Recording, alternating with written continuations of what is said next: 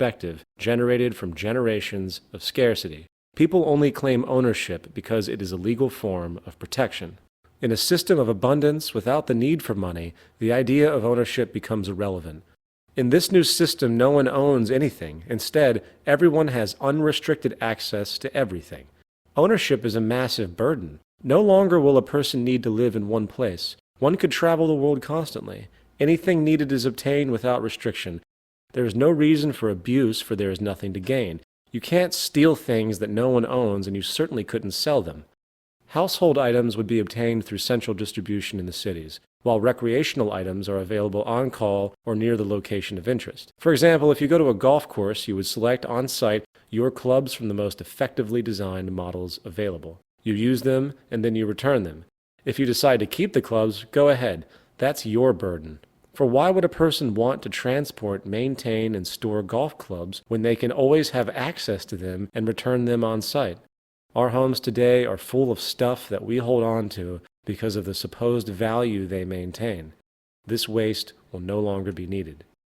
In this economic model, the city, or in fact the entire world, is really your home. If you require an automobile for whatever reason, the car is made available for you. When you get to your destination, the satellite-based driving system will automatically make the car available for others to use, as opposed to sitting in some parking lot, wasting space and time. In society today, the need for property results in extreme product overlap and redundant waste. It is much more intelligent to create a universal shared system, for it dramatically reduces waste, redundancy, and increases space and efficiency. Human behavior. In this section, we are going to discuss the issue of human behavior and its relationship to the environment, while also addressing the legal system and its extremely despotic, backwards basis for influencing human conduct. Some people who consider the tenets of a resource-based economy tend to think that the system would be difficult due to something called human nature.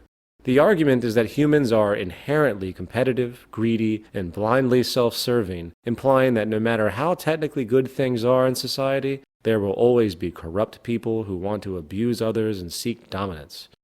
Human nature is defined as the shared psychological attributes of humankind that are assumed to be shared by all human beings.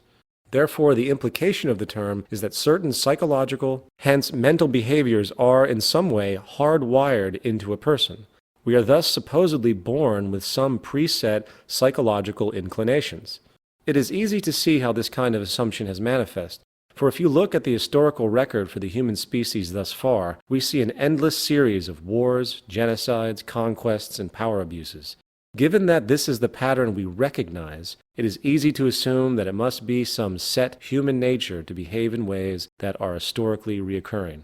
Furthermore, so-called criminal behavior has been a focus of psychologists for some time. Is it the responsibility of an individual's genetic makeup that makes them a so-called criminal? Or is it the environment in which they are raised that determines this? This is the age-old question of nature versus nurture. First, what exactly is criminal behavior? How do we qualify behavioral distinctions that have been invented by man and change with time? The entire concept of criminality is temporal and relative to a culture's values and concepts of morality. Only 600 years ago, certain indigenous cultures around Mexico engaged in mass human sacrifice, often killing thousands at a time. Was this criminal activity? To us, perhaps, but to them it was accepted social custom. What about the generations and generations of accepted slavery? Is a criminal someone who steals food in order to feed his or her starving family? The bottom line is that there is no concrete scientific evidence that really supports the notion that any of our behaviors are strictly the result of our genetics. The notion of human nature is largely mythological. It stems from primitive religious dualities that the human is good or evil inherently. The pursuit of people who seek the gene or the like, which is supposedly the cause of a particular behavior, is essentially a form of superstition. It is like a person being possessed by demons, which control their actions. The fact is, while neurochemicals and physiological traits set propensities for a person's reactions and social gravitation, it is the environment that really creates our values and behavior. There is no fixed, predetermined human nature.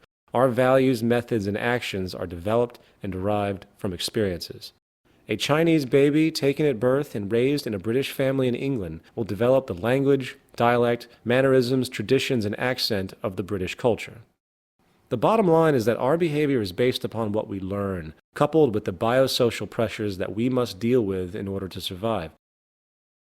As far as society today, the most fundamental condition for offensive behavior is derived from the monetary system.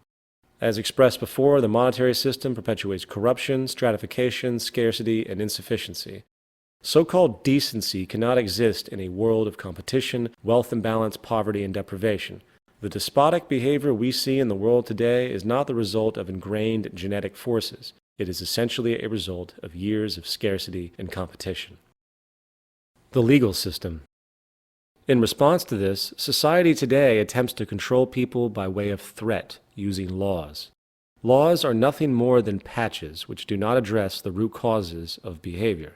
If a person is arrested for stealing, very little thought is given as to why that person chose to steal to begin with. Rather than consider the root causes, society today takes the easy way out and often removes the so-called criminal via prisons. The source of any so-called crime is really society itself. There is no such thing as a criminal. As repeatedly expressed, the monetary system generates corruption by its very construct. As the Merva and Fowles study presented previously clearly shows, socially offensive behavior is directly related to the socio-economic circumstances. The great majority of people in prisons come from deprived socio-economic positions. Therefore, if we want to alter the behavior of people, we have to alter the social conditions. We want to design out the flaws. You don't put up a sign that says speed limit 55 miles per hour for safety. You design the system technically so safety is built in and human error is either greatly reduced or not an option. If you don't want a person to steal, you make what they need readily available to them without the need for debt, subservience, or competition. With the progress of technology today, we have the ability to create a new social system that can allow all people access to the necessities of life without a price tag, debt, or servitude. This will have a profound effect on the way people treat each other and interact in society. A staggering drop in crime would be the result, for most crimes are monetary related. Furthermore, for those crimes that might occur, such as a person who kills another out of jealousy, they would not be treated as a criminal, but rather as a sick patient. Society will understand that people are products of their environment, and rather than condemn the person to a cold, concrete cell, social scientists, psychologists, and sociologists will heavily research the cultural causes that generated the killer's behavior and consider those conditions that need to be altered, often through education. In conclusion, since antiquity, great religious and secular philosophers alike have constantly advocated peaceful, unified ideals for humanity. From Christianity to Hinduism, the idea of seeing others as yourself is a long-standing disposition.